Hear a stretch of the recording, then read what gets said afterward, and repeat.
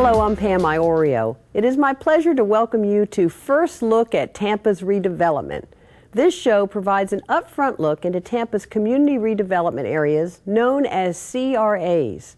We'll go on location to explore the redevelopment activity that is taking place in downtown, the Channel District, Drew Park, East Tampa, Ybor City, Tampa Heights Riverfront, and Central Park. CRAs are geographic areas that meet certain physical and economic conditions, and they have to be clearly defined and designated by the local governments. The conditions in these areas make them ideal for redevelopment efforts. And as you'll see, we are achieving real results. New homes are being built in downtown and the Channel District, new jobs being created in East Tampa, and we're making improvements in Ybor City. All of our CRAs are funded through tax increment financing, or TIF dollars. These monies are property taxes collected from each designated area that are then reinvested in that community. Additionally, private sector investment is often secured through public-private partnerships. Here, the city invests public dollars and utilizes development incentives to spark even greater private sector investment. These efforts benefit the targeted neighborhoods as well as the entire city. Our CRAs operate under the oversight of the Tampa Community Redevelopment Agency. Tampa City Council serves as this agency. Each CRA also has an appointed Community Advisory Committee consisting of local residents, businesses, and other stakeholders that interact on a regular basis with city staff and the agency to help ensure our redevelopment efforts are based on open communication and well-informed decisions. By working together, we will continue to transform our redeveloping neighborhoods into thriving, attractive neighborhoods. Let's join host Kathy Unruh and take a look.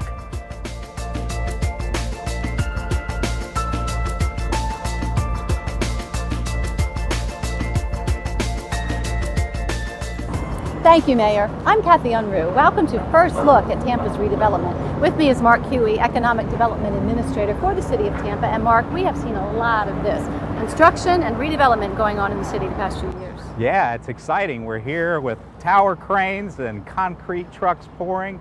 A lot of activity has been occurring in our downtown, but really all over the city. We've been working hard in really some of our most challenged areas where there hasn't been much private investment occurring, and there's a lot going on. Now, the city does not actually build these buildings. So what is the city's role in encouraging development? Our job, our responsibility is to create an environment where the community, the citizens, other stakeholders interested in seeing their neighborhood improve, the private developers who want to invest, and the city work together collaboratively to make a neighborhood safer, more attractive, and economically vibrant, to make good things like this happen. Do you actually go out and talk to developers and say, come to our city? Well, can I show you? Let's walk across the street to Sky Point, and then we're going to take a drive over to East Tampa, and rather than talking about it, let us show you how it works.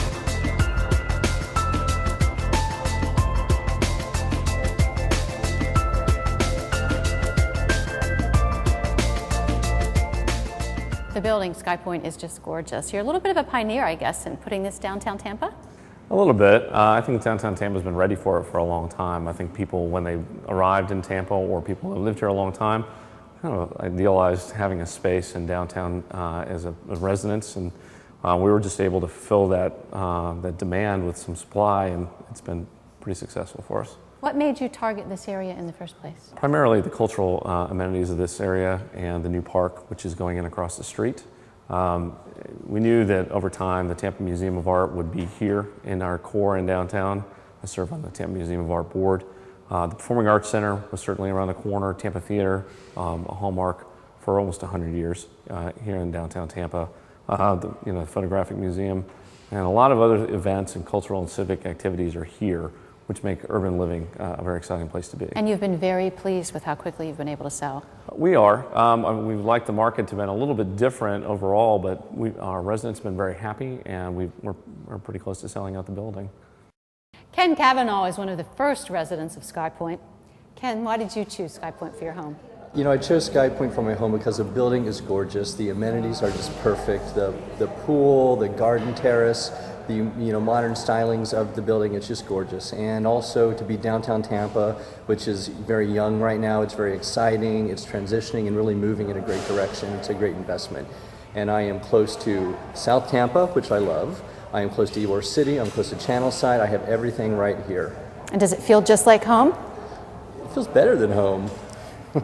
I mean, it's just a great environment. Everyone's friendly. The weekends at the pool are fantastic. There's barbecue. There's all kind of activities and parties that go on. So it's a very fun place to be. You said you like being close to all the different parts of Tampa, but why Tampa itself? Why Tampa itself? Well, this area of Tampa, it's just exciting. It's transitioning. It's very young right now, and there's just so much to do, and it's growing constantly. You mentioned investment potential. There's a huge investment potential here. I think for a downtown area, there's so much growth that's able to happen downtown Tampa, and I think there's a really good movement and push for it to become a really strong metropolitan area that's very livable too.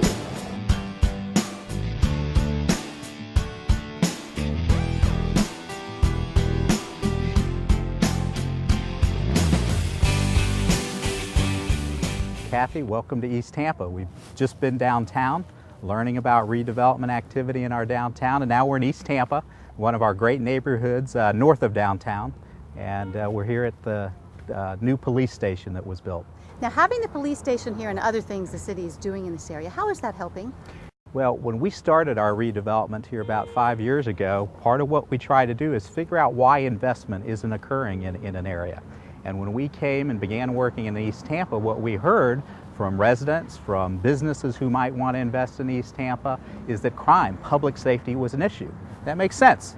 If you don't feel safe, you don't want to invest in your own neighborhood, and others don't want to come in and invest. So that became our number one focus as we began redevelopment in East Tampa, is how can we improve the crime and public safety. So public safety and also cleanliness. Now, how have you seen those two things pay off in this area? Well, we've had over $100 million of private investment occur in East Tampa in the last 4 years.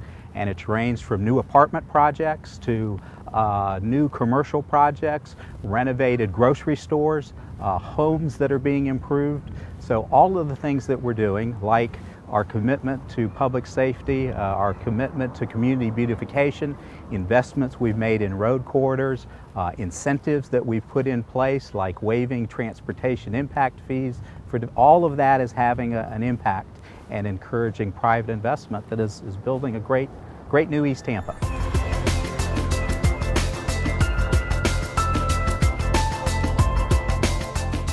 Thanks for the tour, Mark. A peek at downtown and East Tampa, but this is going on in other areas of the city as well. Yeah, are you getting a good feel for how redevelopment works and what the city's role is? Yes. We've got a lot of tools at our disposal.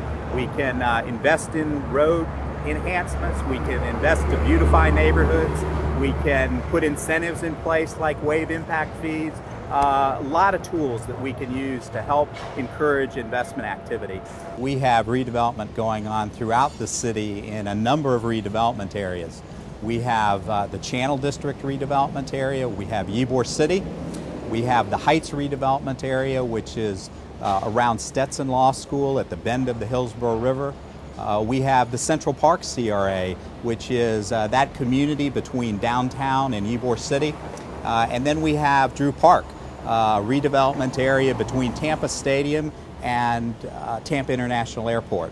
And that, along with downtown and East Tampa that you've had a chance to visit, those are redevelopment areas. They're all different and they all have their challenges, and all of them have great redevelopment momentum going on. Community engagement is a huge part of what we do, and it really starts at the very top with our governance board, which is the CRA, the Redevelopment Agency's board.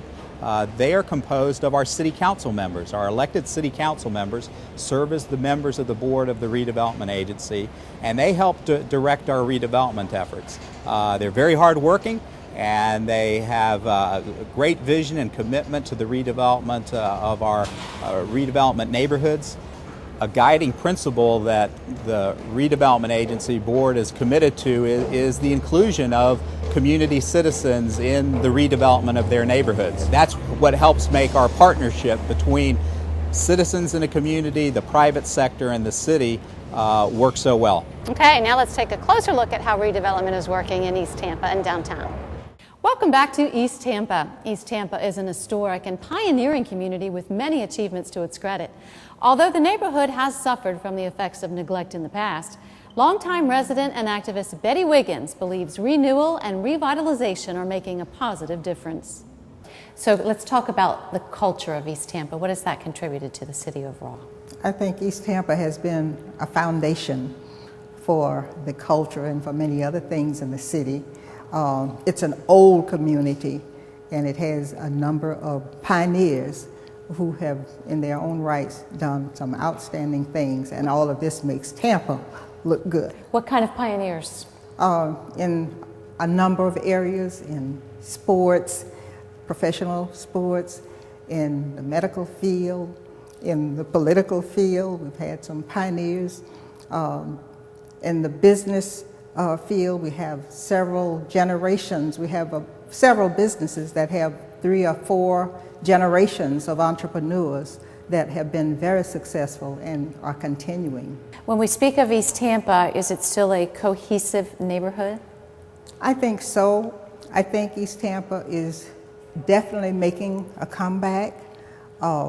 We have multicultural and ethnicities, even though it's predominantly African American. And at one time, there was some discontinuity in the community because of social factors. But we have seen in the past several years a turnaround of that, and we're very pleased. So we think that we're on our way.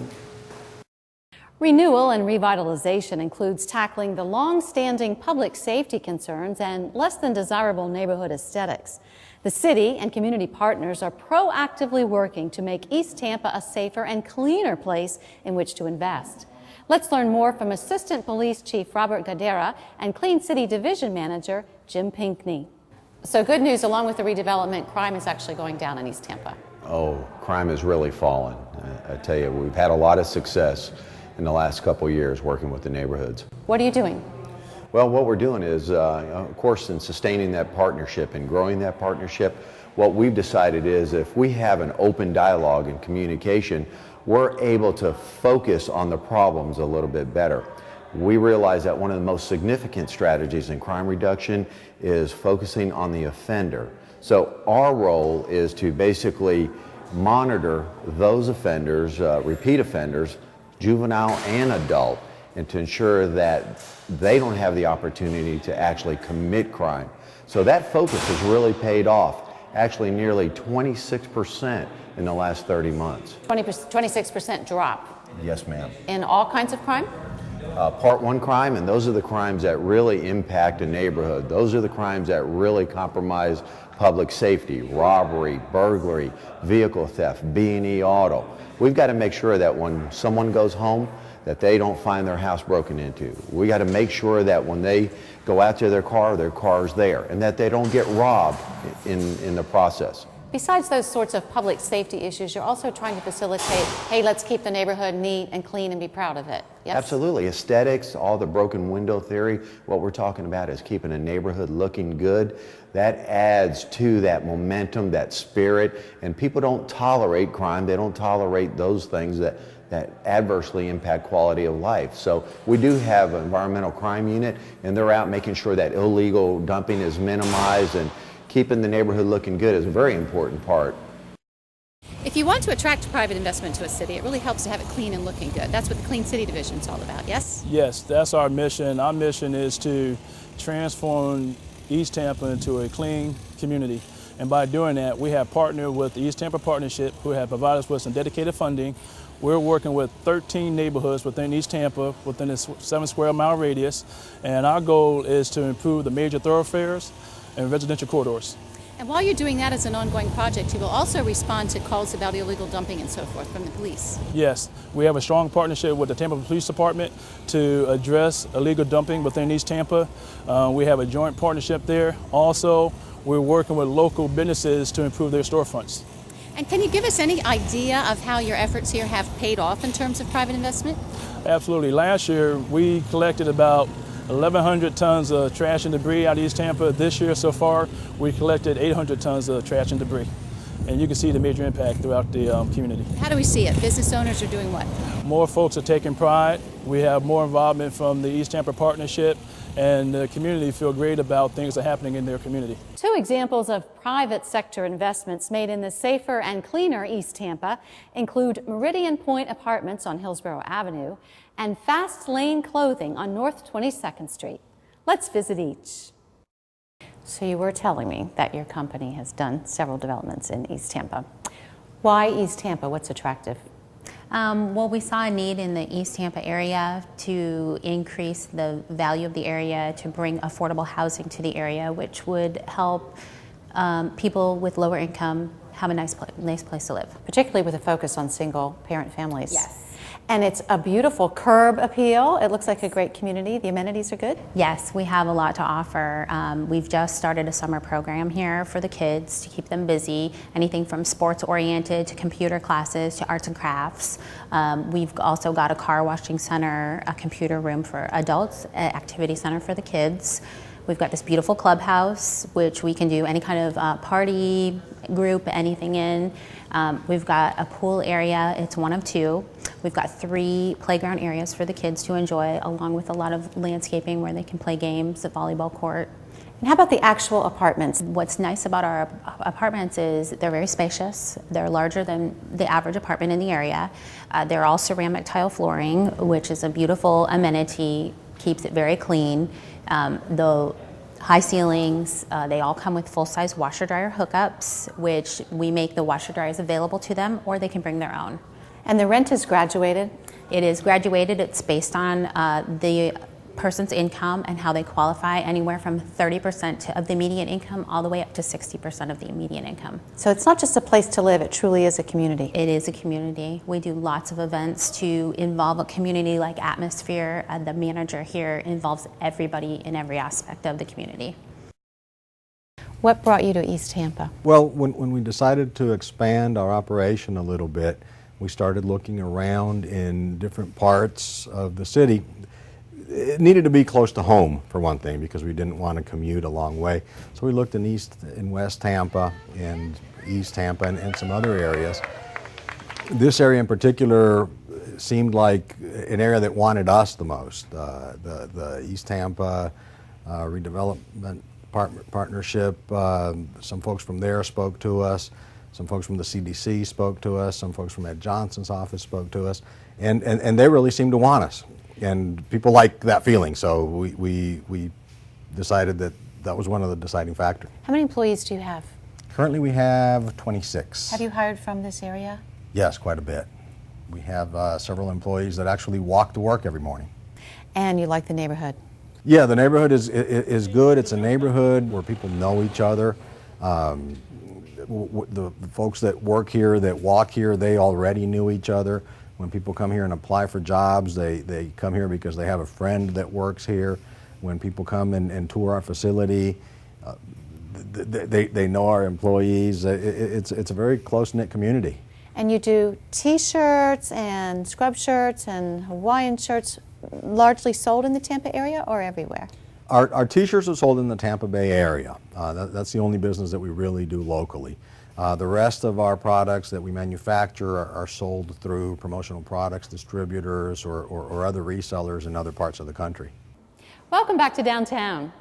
Over the past few years, the city of Tampa has been investing its resources to transform downtown from a daytime job center to a vibrant urban neighborhood that offers much more than just a place to work. Less than 5 years ago, downtown residential opportunities were almost non-existent. Today, Harbor Island is almost built out. New residential developments such as Sky Point, the Arlington, the Franklin Street lofts, and the residences at Franklin Street have added more than 1,000 housing units to our downtown. In addition to downtown urban living, the city is also investing in quality of life improvements such as new infrastructure, parks and the arts, cultural amenities, and other public realm improvements that help make downtown an exciting place to be. Our look at downtown starts in parks with Parks and Recreation Director Karen Pallas. Do you consider Curtis Hickson Park to be the jewel park of downtown? I sure do. It is truly will becoming our central park for the downtown Tampa area. It's where everyone can come together and enjoy events and just really be a special place for our residents and visitors. And like Central Park, you can walk, you can bring the pets, you can bring the kids.